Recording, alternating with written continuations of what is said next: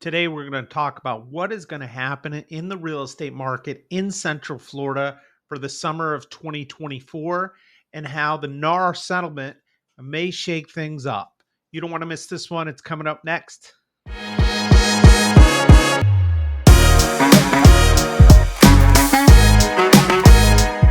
Hey everyone, it's Matt here with the Matt Allen Real Estate Team. Thank you for taking time to listen to this video.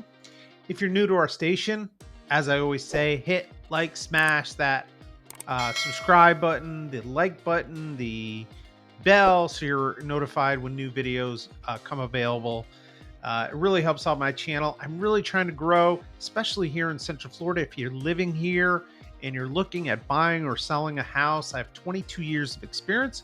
Would love to pass that experience on to you. And if in your heart you feel like you want to utilize my services, I am always available to take on new clients. Today, we are going to talk about the summer of 2024. We are just starting May, but based on what's happening in the market, I'm going to give you some predictions of what I think is going to happen over this summer. The big news in real estate is the NAR settlement, which I'm going to talk about just very briefly. I think that needs to be played out a little further down the line to see how that's going to actually affect the market. But I think it is going to affect the market in some capacity. So without further delay, let's get into it. Inventory is the big topic right now. Inventory in Central Florida has been generally and gradually increasing, which is a very good sign. It's not such a good sign if it's increasing in days on the market, meaning the number of days a property for sale is staying on the market. That's not typically the case right now. We've got a lot more sales happening, and inventory is climbing. We just went over the 6,000 mark for Central Florida, and that's measured through the Orlando Realtor Association MLS system. We call it Stellar. And that just went over 6,000, which we haven't been there probably in about a year and a half to 2 years. So that's very, very good news. So that's number one. The next thing I want to talk about is pricing. I get that question almost daily. Matt, do you think prices are going to continue to climb? My answer is generally the same based on the data that is out there right now. I think we've kind of hit that peak. Although, and the caveat to that is, there are still some very, very hot markets. There's even over asking price markets. And that is, when I say a market, I'm talking a micro market, which is Central Florida neighborhood.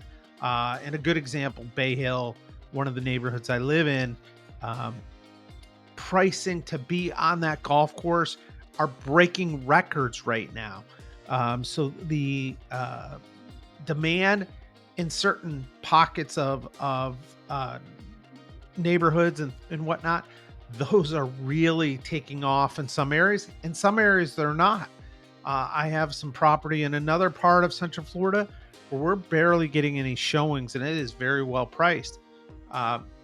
All in, I think we're going to be kind of leveling out as far as pricing is concerned. Demand is going to go up, of course, and whenever demand goes up, there's going to be a little slight uptick of value, which again is a good thing.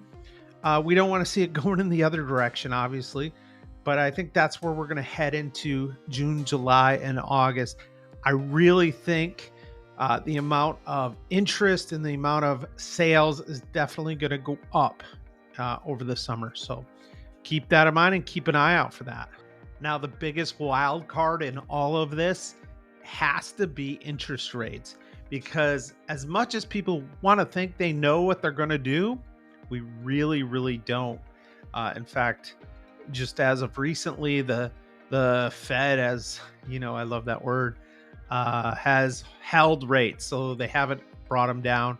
There hasn't been, in the Q1 of this year, really hasn't been significant decreases in interest rates. Projections are they will come down this summer, but who knows for sure until we get into the summer. Now, if they do come down and property, the amount of inventory is going up, that's a very good situation if you're a seller. Not great if you were a buyer, though. Obviously, competition is going to get greater. That can lead maybe to some price increases again in certain areas. But all in, I think that's going to be a healthy thing for the real estate market if we have interest rates drop even just a little bit. If we can get them down in the low sixes, high fives, that's when you're really going to see some popping of the market. So all in all, I see a very promising and positive summer, barring any unforeseen situation that comes up. We are in election period. We do not know quite yet how the NAR, everybody says NRA, the NAR, National Association of Realtors, settlement is going to play out. Obviously, there are some changes that have to be made as far as how realtors work with buyers, and how sellers compensate or lack thereof compensation. The way it's generally going to work is sellers have the option to compensate, but they don't have to. If they don't, and the buyer is working with an agent, the buyer has to now sign a buyer's broker agreement saying that they're only going to work with that particular agent. And if there's no commission being offered, that they are going to pay that commission.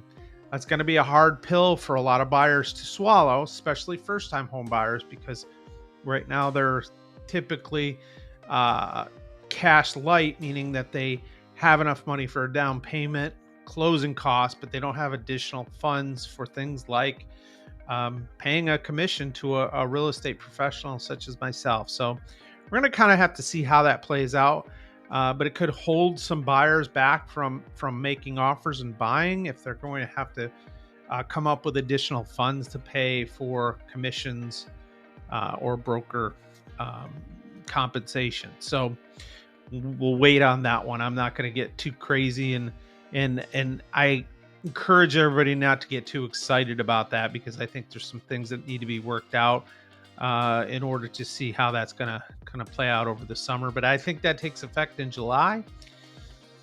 That's kind of how I see things. I think in Central Florida, it's a pretty positive picture. If you do have questions, feel free to leave them down below. I'm always available to answer questions.